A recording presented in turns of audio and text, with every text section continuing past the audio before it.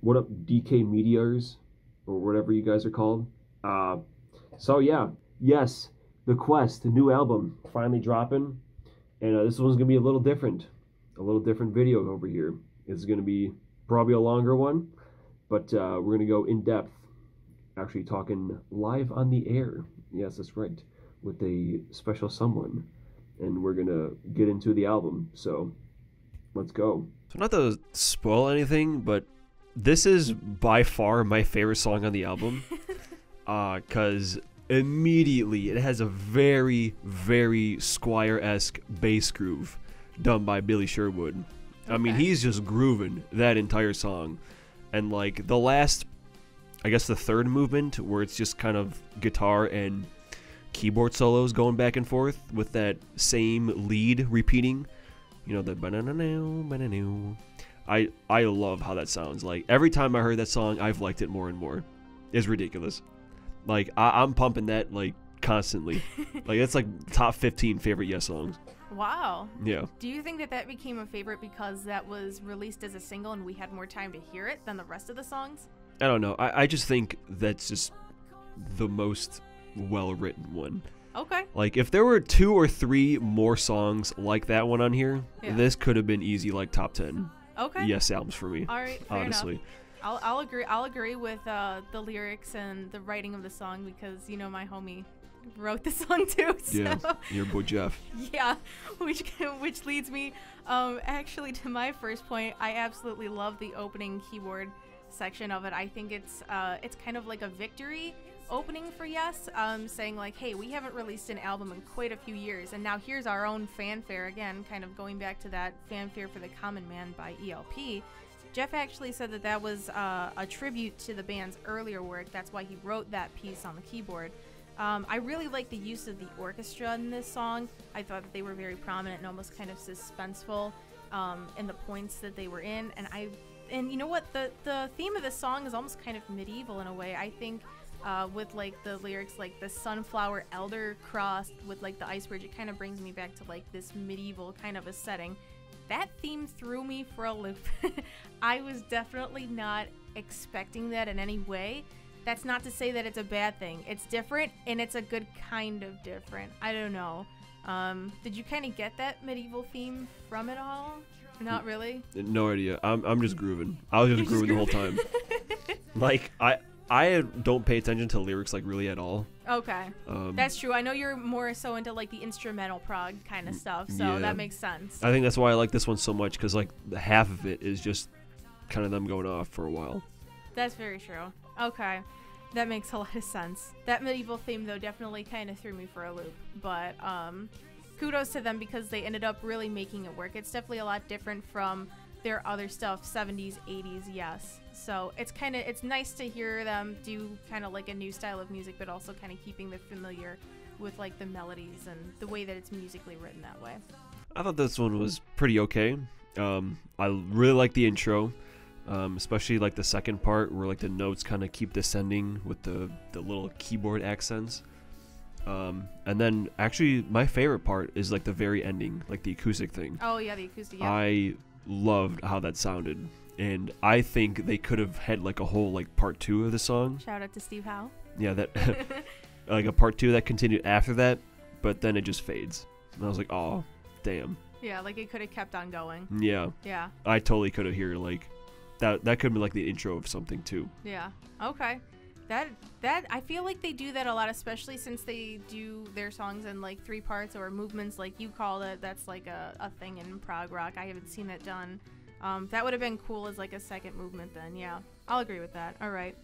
Yeah, I actually thought the guitar parts in the beginning, I thought that sounded really nice, and I thought that was actually very similar to kind of how it ended and everything like that. I was really excited to know that Steve Howe shared lead vocals with John on this one, because Steve doesn't really get a chance in the spotlight like that, and he's actually had more of a prominent stance on this album, I guess maybe since he was producer, but he's also kind of, putting himself out there more vocally on this album as well. But when that was released as a single, I was like super excited, jumping up and down like, hooray, he finally gets to sing type of a thing. And I also thought that, again, with the orchestra, it really complemented the guitar and the keyboards, and that it wasn't kind of like, I'm going to play louder than you. No, I'm going to play louder than you. I thought it went, very well with the song as a whole. And it just made it sound like more full, I think. So obviously, kind of ranking songs-wise, you definitely like the first song better than this one. Oh, yes, most certainly. Yeah. Minus the man. More like Dare to Know minus the parts I really like. Oh, no! Yeah, I'm not a big fan of this one, honestly. Like I said, I seriously have like the same vibes as Dare to Know, but without that really nice intro and without that really nice acoustic outro. So I'm like, well, I'll probably just listen to Dare to Know. But this song, it does have some great bass lines. Mm-hmm. Not surprising, since I guess Sherwood had writing credits. He's sure trying to keep that Squire vibe alive, as I said. But yeah, not a big fan of the song as a whole, honestly. No, is there like a certain part of it that you just don't like, or do you wish that there was more into it? Like, you wish it was just more like the other Dare to Know? I don't know. It's just kind of. I think this is like the slowest song in the album, and like I'm just. Oh, you're not a big fan of like the slower ones? Yeah, because the whole album is like a slower one, and Yeah. this is the slowest, probably. Okay. So I'm just like, yeah, I don't know. You know what? That's fair enough. I will take that. I had the complete opposite thought of that. I particularly like Davison's vocals on this. I thought that the harmonies were really light and dreamy and really kind of fit in with the whole vibe of it. My favorite part, though, was when everything goes quiet and you can just hear his vocals, like when he says minus the man, especially like right at the end. There's nothing there. It is pure vocals, and that's when you hear the pure talent of his voice. And again, I'm going back on the orchestra because it really it's another song where it added just that full and powerful quality. Like, all right, hopefully we get to move on to some more positive opinions. That's we're gonna keep on exploring this album further. I really like the intro. I think it builds up pretty nice, but then it just kind of abruptly stops, and then boom, here's the acoustic and vocals. I was like, oh well, that could have been surprise. a little smoother, but it's fine. But yeah, I think that's pretty much the whole song, where it has like a bunch of parts, but they all kind of end abruptly. And then we have the last few minutes, which is just another solo, but without like the dueling between Steve and Jeff. Yeah. And Dare to Know, which I liked. So this one, I feel like this one should be one of my favorites, but it's not. Like, I even saw like people like in the comments, posting like, oh, what's your favorite track of the album? And a lot of people are saying Leave Well Alone, because it's very much like that's surprising. Yeah, the most okay. proggy one of all. But Okay, now it makes more sense. I don't know. It's fine. Like, I'd probably have this at like number 4 favorite. Okay, so that's what would be your honorable mention. Yeah, then. yeah. This is my honorable mention. Leave Well Alone. Okay, so compared to what we had heard before, minus the man, this one would rank better or worse? Oh yeah. Honestly, yeah. Minus the Man is probably like my second least favorite song. Oof. Okay. So. All right, I can take that one. For this one, I actually thought that they all blended pretty seamlessly together. That's just Steve Howe being Steve Howe and knowing how to kind of do that. I thought that the prominent keyboard parts were a very big plus. Not saying that I'm biased in any way, saying that I think it really added to the song. You're extremely biased. Possibly. I love the absolute classic Steve Howe guitar solo in the middle and at the end. It just brought a really familiar feel to it. Maybe it was more so of that kind of Asia type of feeling that I get from that, but I really like that. And the shared vocals between the both of them in the beginning was like a super haunting vibe and really just kind of fit the song as a whole, I think. So, all right.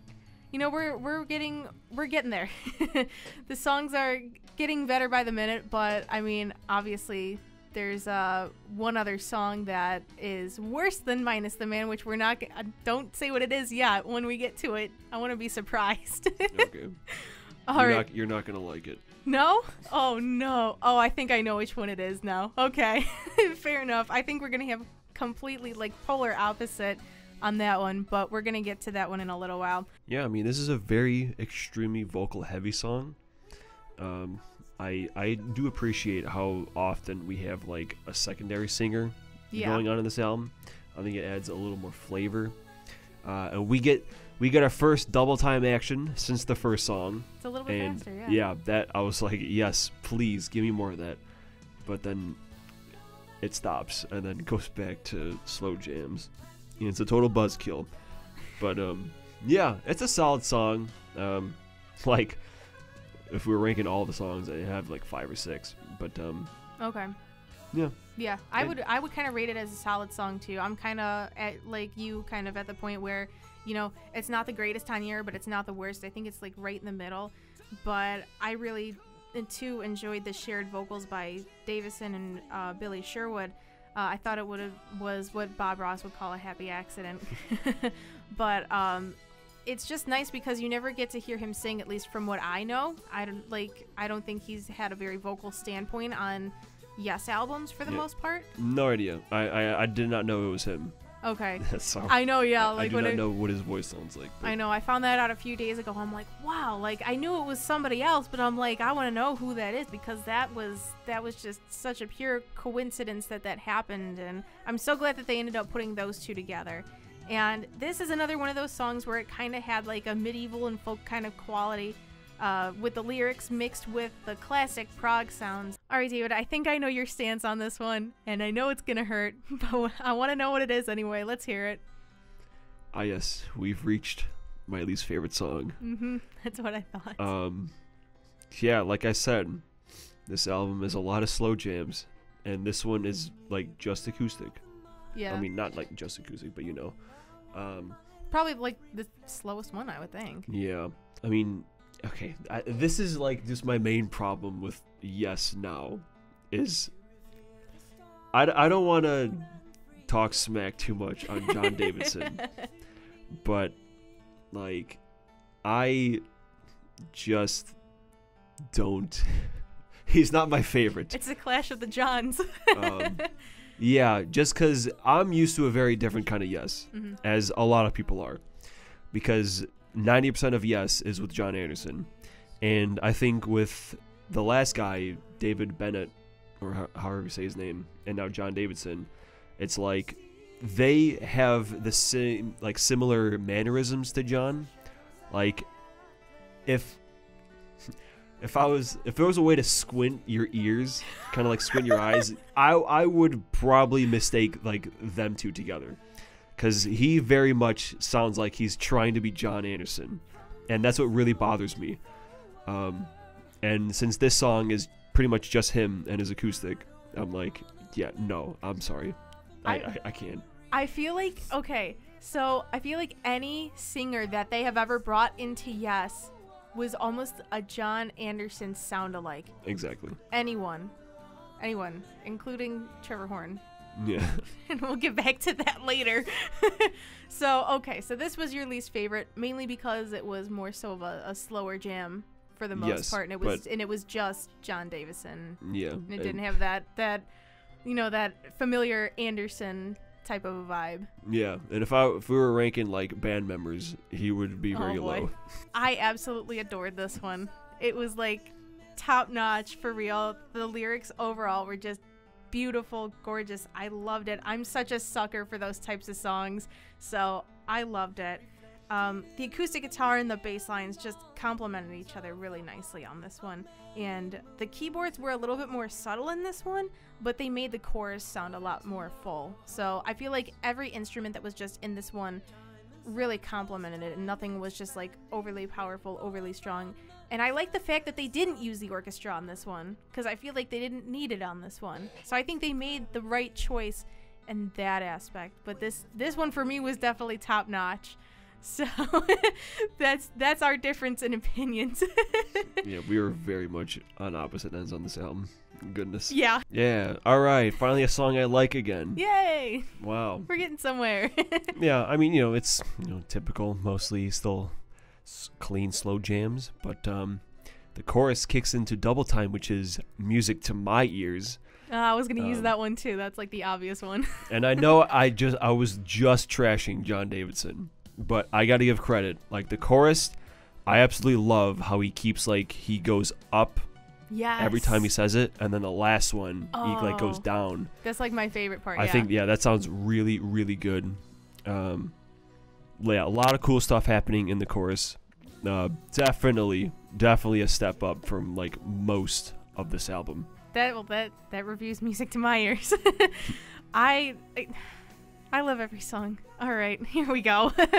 I thought that this one was really just elegant and gorgeous keyboard throughout the song, especially at the beginning.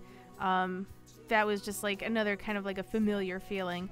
The lyrics felt very personal. I'm going to get kind of deep with the lyrics here, and let's see if this makes sense. In this song, he mentions good company, and I took good company as new music. Listening to new music, like this whole album. Like when you're listening to this album, you're in good company.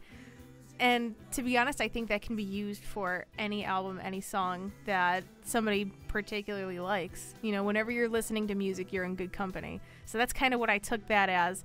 And again, with Davison and Howe's vocals, they just fit together perfectly. I think they need to do more stuff like that. Again, kind of like you said, like when they add another singer to it, it kind of adds a little bit of that flavor and that kind of spice in the song. So, all right, speaking of spice, at the very end, they have like a little chime. Yeah. They have chimes going. That's a spice right there. That's a spice. I really like that. Probably the homie Alan.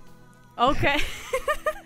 Yeah, our homie Alan White. There we go. He's throwing in that little spice chimes. Yeah. Which I really like. So it was a perfect ending then, pretty much. Yeah. I like this one too. I think this is a good finale. Especially just the last like 2 minutes. Yeah. I think are on fire. It also has a really good intro too. It kind of reminds me of like the victory thing you're talking about in Icebridge, but it's on guitar now. So they'll get their chance to have their little victories. Yeah. Yeah. Looking at my notes, I wasn't too fond of it the first time I heard it, because I was like, even more slow jams. After 40 minutes, I'm kind of wanting something else besides slow jams. It gets double time again, but not much. But no, I think this one has grown on me a little bit. Not as much as Icebridge, but I think it's a really solid song. I think it is too. This one, another just top-notch song. I loved it. Down's keyboard and the iconic Howe guitar at the beginning of the song remind me of Asia. And as I was thinking about it for the past few days, I'm like, I could totally hear John Wetton singing this song. This could have been an Asia song if he was still here. Like, oh my gosh. And again, it's just that feeling of like familiar, and that's probably why. I love the overlapping buildup of Davison's vocals, like right in the middle of the song. I don't know. That just sounded really kind of cool to me. And I don't know. I don't even know how to describe it. It's just really cool. They call it a production hook. Yeah. Okay. We'll call it a production hook for this. Yeah. And then finally going back to the lyrics, I thought that they were very comforting and reassuring. I don't know. It just like, it's a theme of rallying together while we were all apart in that time, and I think that we've definitely learned a lot. And so I don't know, I think that this song pretty much reigns true when you're kind of like listening to for the lyrics.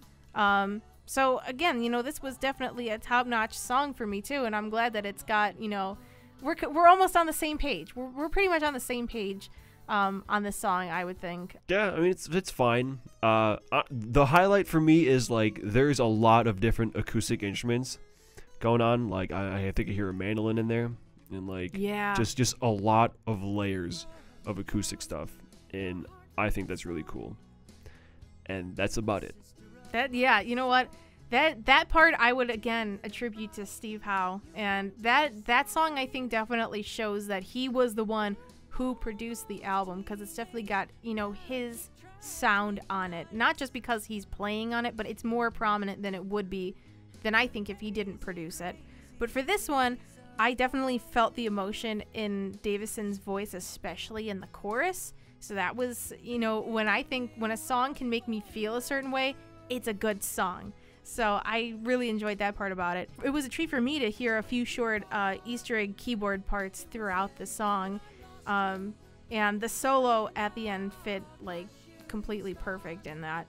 And then again, like, and then right at the end, all of like the la la la's, I think it made the song more lighthearted. But overall, that one was another strong contender for me. Another one of those where I would say that it's top notch too. So again, a lot of these songs on here very much surprised me in the best way possible, and that was, I think, one of them, mainly because of the vocals on that one. You're listening to WLRA 88.1 FM at Lewis University in Romeoville, Illinois. And we're listening to The Quest by Yes. And that was Mystery Tour. Yeah, this was the first time I paid attention to lyrics in this album. Because as soon as he said Ringo, I was like, wait, what? What was Ringo? That? What was that guy? Because I've been listening to the Beatles for, 2 months? Yeah. So I'm very new. However long you've known me, that's how long you've been listening to the Beatles. Exactly. So it hasn't been that long. But yeah, the song, it's like the only one that is like full on double time the whole time. Oh, double okay. time the whole time. Double time the whole Look time. at that. Is it double time? No, I don't think it's that fast. Or I don't know if it's double time. It just feels like it's faster. It's also the shortest song. Yeah, that one was. And I kind of understand that too because, again, even the Beatles didn't really have the longest of songs either. So I think I'm definitely looking too deep into this one, but that may or may not have contributed to why the song was that long. The whole vibe of the song is the Beatles, like the chorus, the vocals, the tambourines, the guitars. Everything just screams Beatles in this. And the best part of it is that like literally every single line had a Beatles reference in it. Not only do they sound like the Beatles, but they're using Beatles references. It's got everything that a Beatle fan could ever want. And I don't think I've ever said the word Beatles so much in my life at the same time. And that's why this song went over my head. And that's why I'm here to pick out the references and to kind of pick it apart a little bit. But I loved it. I'm a big Beatles fan. Just so cool. It was just something that when I first heard it, like when you first told me about it, I was like over the moon. I'm like, yes, like we're getting some Beatles action in here. I love it. Would you say that was another solid one, or It's fine. It's like fine. I said, it just went. I mean, it caught me off guard, but like I wouldn't say anything particularly stands out in there. Yeah. Okay. Yeah, I definitely thought that it sounded like every other Beatles song. But there again, that's a good thing for me because I'm a big Beatles fan. David, this one was the last song. What did you think about this ending? It's fine, I guess. I don't know. Wow, love the enthusiasm. Because by the time I got to this song, I was just like so done with it. I mean, it does have a couple double time parts. There's some more good solos I like about this song. Or there's like other songs in this album that I like them a whole lot more in. Mm-hmm. So at this point, I was just like, it's fine. I'm kind of there with you too. It's pretty much this whole bonus disc where I'm just like, yeah, these songs are fine. Okay. But I mean, I don't know. Okay. Yep. I can't say too much about that yet because we're gonna get to that in a second. But I was glad to hear that Steve Howe took the lead vocals in this one. Hallelujah. I want to hear more from him. I was hoping that we were going to hear more from him or from other singers on the album. But I mean, thank you for this one because that was great. I thought that the softer vocals really fit in with that more lighthearted sound. So they definitely picked the right vocalist for this song, I think. Yeah, I totally forgot to mention that too. I really liked the vocals on this one as well. Yeah, and then my last point for this song was I just felt instant happiness with the beginning keyboard parts and all throughout the middle. I just thought it added like a really kind of like peppy, kind of like extra like happy quality to it, even though like the title says Damaged World. I don't know, I kind of felt like that added some like little happiness into the song. So but that's my 2 cents again about the keyboards. But we're gonna get into the overall rating of this album, so have at it, David. Okay, so The Quest. Overall, there's some moments that really stand out, but there's not a lot. The album is full of nice melodies and competent playing, but it's nearly all the same tempo, and it's so hard to keep focused on it because after a while, after like 40, 50 minutes, it just kind of starts to drone. And like I like to rank albums. and this is album 22, but in my case it's 21 because I just kind of combine both Keys to Ascensions because they're both just EPs, so I just make it one album. It's fine. It really sucks to say this, but it's gonna be at number 20. Ooh. Only being above Heaven and Earth. Oh no. Because Heaven and Earth is misery, except the Subway Walls. Subway Walls is an amazing song, but Icebridge kind of destroys it. Okay. So, and overall, it's definitely much more pleasing. But yeah, this is not my yes. And I mean, granted, you know, you're a band for 50 years, and you're not going to keep making the same songs over and over again like you did in the early days, because then you're AC/DC. So I get it, but I don't know. It's nice to have a new Yes album, like, in my lifetime. Because, like, I remember when Heaven and Earth came out, but that was 2014, and that's, like, when I only just started listening to Yes. So I wasn't even done listening to all their albums by the time Heaven and so Earth that came wasn't out. really the greatest album to kind of go into listening to Yes with. That just kind of was just mumbled in with the other 20 albums. So it wasn't, like, the new one for me. And then, you know, From a Page came out a couple years ago, which I didn't even hear till, like, last year. And then, yeah, this is the only new Yes album, and I'm not too fond of it. So you're giving yes and no.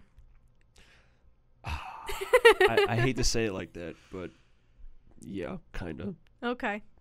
All right. Well, we're going to get to the album, the overall score of the album in just a second here. Well, since I'm not super familiar with 70s and 80s Yes, I can't really compare it to any of their other albums, but I have heard, like, greatest hits and all that stuff. From what I have heard, it is definitely drastically a different sound than what they've stuck with back in the 70s and the 80s. Obviously, we're not in those eras anymore. I wish we were, but we're not. I thought that it sounding different was a good thing. It's kind of like a fresh new start for Yes, especially with everybody really bashing Heaven and Earth. Again, agreeing with you. I can't, I guess I can't formally agree with you on that because I'd never heard Heaven and Earth before. I'll get back to you on that maybe like next week or something. But I really did like that drastically different sound of when they did kind of throw in those medieval themes and then just kind of mixed it with orchestra and then prog and just classic rock, kind of all rolled up into one. Speaking of that prog rock sound, I would have liked more of that, and this is so biased. I need more synth. I needed more synth on this album because I was just looking so forward to that type of sound, and I think that's kind of what they were trying to get at with the orchestra, and I thought it was great in most places, but maybe sometimes the orchestra was a little too overpowering. They were great, but I needed that more 80s kind of prog synth type of a feel to it. But on the bright side, there isn't a song that I don't like on here. I mean, everything just sounded great. Again, kind of going back to the first song, the medieval theme kind of threw me for a loop. But again, you know, that's not necessarily a bad thing. And kind of going to the vocals, I guess, next, I needed more Steve Howe. I wanted to hear more than just John Davison. I get that that's kind of Yes's dynamic where they do that stuff, but I want to hear Steve Howe. I want to hear more Sherwood. I want to hear Jeff. Let me say that again. I want to hear Jeff, okay? I've only heard him sing lead on one song in my life ever. Give him a chance to sing, please. Maybe he doesn't want to sing.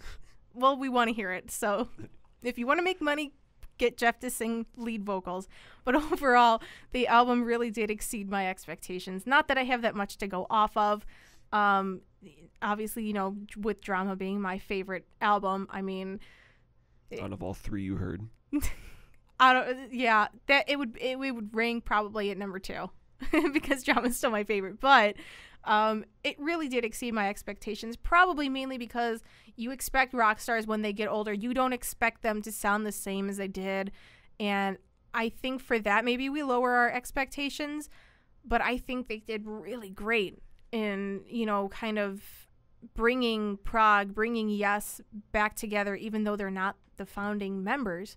I think they did a pretty good job of that. And overall, I loved the album a lot. So, with that, you know, kind of with being polar opposites, I'm really excited to hear your top 3 list So let's get started. What's number 3? All right, well, number 3 is going to be Music to My Ears. Ooh, okay. Because it's mostly because of the chorus. Okay. Because I really love the vocal melody, despite me not being a huge fan of John Davidson. I also just the bass in that song and those little chimes at the end. I don't know. It's short, sweet, and pretty memorable. Yeah. And catchy. I think that's a win. My number 3 song is actually Sister Sleeping Soul. I love the vocals in that one. Again, it's a Davison type of a thing. I don't know. That was the song where I said I really felt his vocals in that one. And so I think that's for the most reason why I chose that one. I was really going back and forth between that one and Mystery Tour, which is my honorable mention because just the Beatles and it reminds me of my childhood and everything. But, I think it was just that little extra emotion that gave it that oomph and really pushed it up to that 3rd spot. All right. What was your second one? So number 2, A Living Island. Okay. Okay. Yeah. I just think it's mostly the ending. Mm-hmm. I think it closes the album really nicely. Just number 1 is just so cemented right there. I was like, yeah, there's no way there's anything else going to be number 1. Okay. All right. But no, yeah, like this Living Island has a bunch of parts in it that I like. Just overall, it's just fine. All right. That's like I said, because if there was more songs like my number 1 favorite. Yeah. It would have been a if better that album. one is like an 8 out of 10 song, like Living Island is probably like a 6. Okay. So nothing comes like really close to that first song. I mean, it's just a little above average, but I mean, yeah. Okay. All right. That's not too bad though. My second one, you're not going to like this. My second one was Future Memories. Yeah, like I said, I'm an absolute sucker for the lyrics. I loved it. I loved how simplistic it was with just the acoustic guitar. And just like the subtle keyboards underneath it. Everything really complemented each other on that one. And it was just very heartfelt altogether. So I definitely I move towards those types of songs more than anything. So that's definitely why that is my number 2 song. So, all right, we're going to get to the big one. What is it? Well, I already talked about it earlier. Icebridge. All right. Man, there is not 1 second of downtime in that song. Like from the moment it starts, I'm grooving. And it's false advertising because that was the first single. I was like, oh, maybe this album is going to be pretty good. But no, that's the only song like that. Just, man. Yeah, that's why it's number 1. Yeah, everything about it. Like the synth intro and the guitar like leads at the end that keeps repeating. And it sounds so good. And it's all double time almost. Man, yeah. Icebridge is absolute fire. Hey, anything that has to do with Jeff and Steve is bound to be great. Which is irony. It's irony that the Icebridge is fire. Ah, there you go, yeah. Yeah, the Melted Bridge. It's my favorite song. Well, I know that you were saying that you felt kind of bad picking the single because then that's going to be everybody's favorite. Yeah, I hate that. I hate that so much where it's like, what's your favorite song in the album? Oh, the first single. It's like, oh, really? Like, because I always look forward to like an album. Like if I really like a single, I'm really hoping that there's going to be at least one other song on there that I like even more. Because if it's that first one, then the album already peaked before I even hear it, which, it definitely did. Okay. But Icebridge is like, my favorite song of theirs in like the last 20 years. Okay. So, you know what? I really like it. That's honestly a really solid song. Did not make my top 3 though.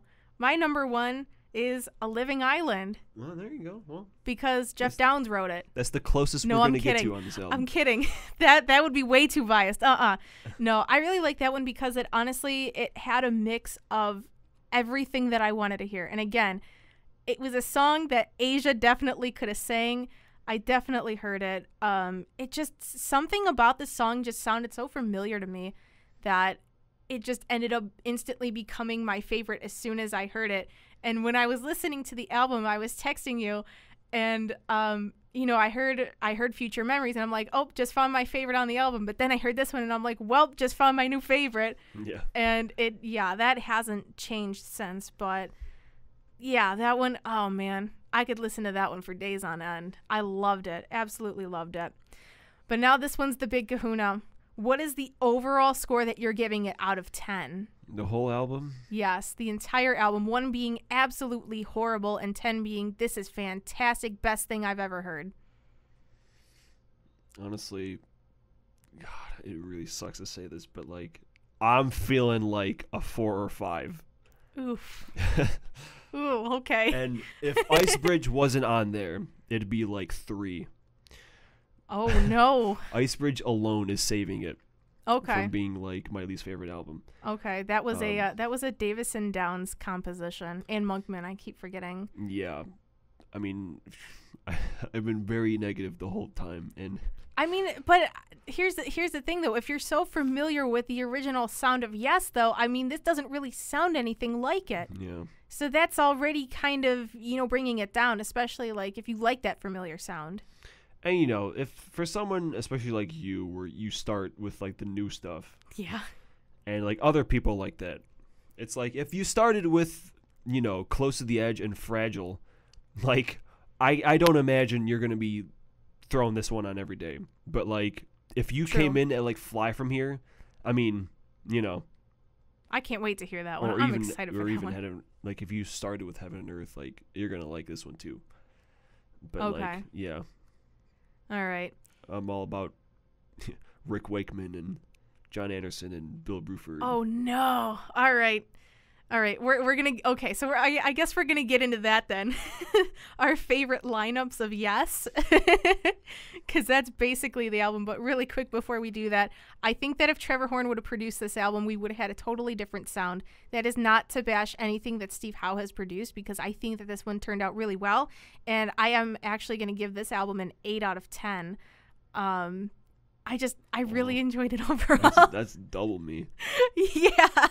I mean, I don't know. I really enjoyed like literally everything. Again, there wasn't a song on here that I didn't like. I mean, there were a couple of parts where I'm like nitpicking, like, oh, the orchestra is too overpowering here, and I can't hear the keyboards here. But like overall, there's a song like I love them all. I love them all. So I mean, some more so than others, obviously, but overall, this was a solid album for them to come out with. Especially since of all the bad reviews I've read about Heaven and Earth, I've seen a lot more good reviews about this album than about their last one. So that already kind of gives it a leg up in my opinion. It is definitely better, but not by a lot. Okay. So, I mean, hey, that's what we think. Polar opposite, yes, but hey, the album's out there. It's got good reviews. It's got bad reviews alike. So yeah, that was our thoughts about The Quest. Yes, some of us really liked it, some of us didn't, but be sure to stick around because October is gonna be crazy over here. I have like 7 videos to do, so I'll see you next time with probably either Trivium or I think Trivium's next. So until then, I don't know. Keep listening to prog.